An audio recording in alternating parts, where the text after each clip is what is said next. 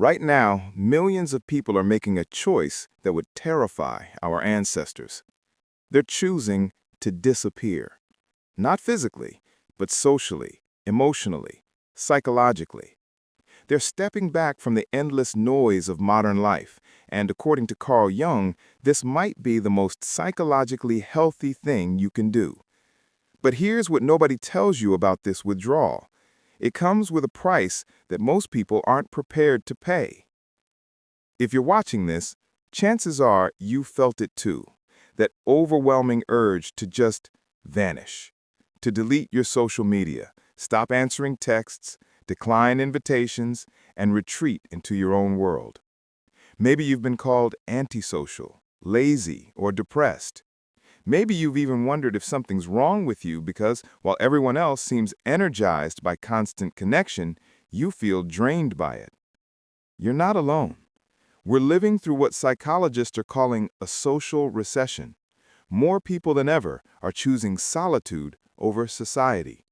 But here's the thing most self-help gurus won't tell you.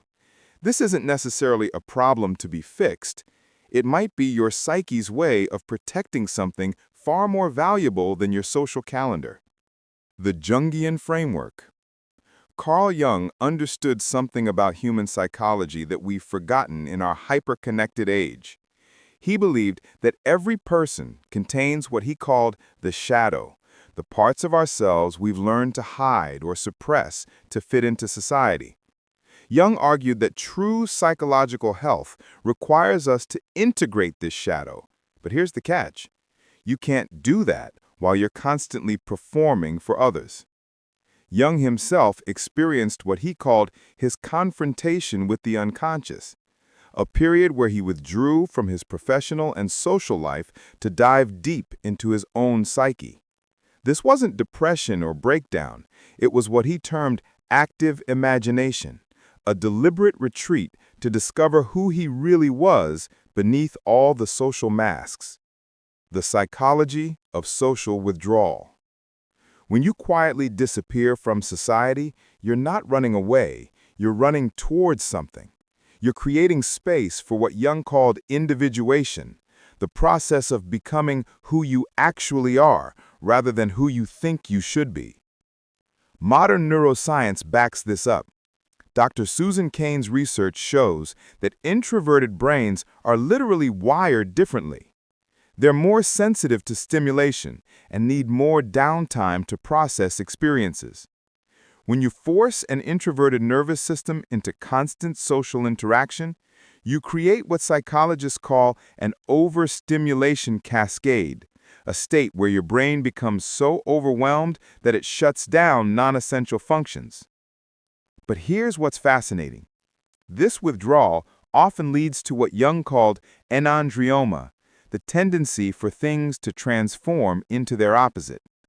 The person who disappears from society often emerges with a clearer sense of purpose and stronger boundaries than those who never left. The shadow work connection. Jung believed that society teaches us to suppress certain aspects of ourselves, our anger, our weirdness, our unconventional thoughts and desires. These suppressed parts don't disappear. They form what he called the shadow. And here's the crucial insight. You cannot integrate your shadow while you're busy maintaining your persona, the mask you wear in social situations. When you withdraw, you create space to meet these hidden parts of yourself. You might discover anger you didn't know you had, creative impulses you've been ignoring, or values that conflict with what others expect from you. This isn't comfortable. Jung called it holding the tension of opposites, but it's essential for psychological wholeness. The modern context. Today's social withdrawal looks different from Jung's time, but the underlying psychology remains the same.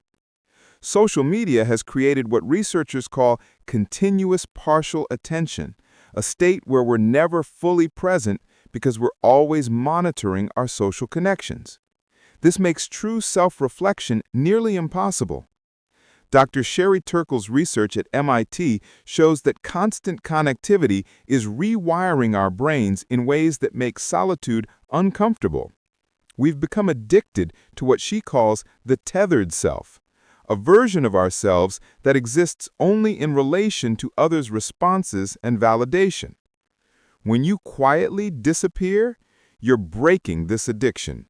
You're choosing what Jung called the privilege of a lifetime, being who you are. The 3 stages of healthy withdrawal. Jung's work suggests that healthy social withdrawal follows a predictable pattern. Stage 1, the descent. This is the initial withdrawal. You feel exhausted by social interaction and begin pulling back. Most people panic here and force themselves back into social situations, but Jung would say this is exactly when you need to lean into the discomfort. Stage 2, the encounter. This is where you meet your shadow. Without the distractions of social performance, suppressed thoughts and feelings surface. You might feel angry, sad, or confused. Jung called this the dark night of the soul, and it's supposed to be difficult. Stage 3, the return. Eventually, you emerge with better boundaries, clearer values, and what Jung called differentiated consciousness, the ability to be yourself regardless of social pressure. But here's the key. You don't return as the same person who left. The price and the gift. Jung was honest about the cost of individuation. He wrote, "The privilege of a lifetime is being who you are, but the price is that you will no longer fit in." When you do the deep work of shadow integration, you often find that many of your old relationships don't survive. This isn't because you've become antisocial, it's because you've become authentic, and authenticity is threatening to people who are still performing. But the gift is profound. Jung described it as the transcendent function, the ability to hold paradox, to be comfortable with uncertainty, and to make decisions based on your inner wisdom rather than external approval. This is what he meant by becoming individuated, not isolated, but deeply and genuinely yourself. Practical integration. So how do you withdraw in a way that serves your psychological development rather than just avoiding life? Jung would suggest 3 practices. First, active imagination. Spend time each day in what he called creative solitude, not passive consumption, but active engagement with your inner world through writing, art, or contemplation. Second, shadow work. Pay attention to what irritates you about others. Jung said these irritations often point to aspects of ourselves we've disowned. Instead of judging these qualities, try to understand how they might serve you. Third, gradual reintegration. Don't withdraw permanently. Use your time alone to clarify your values and boundaries, then slowly re-engage with society on your terms. Jung called this holding the tension between opposites, being both connected and autonomous.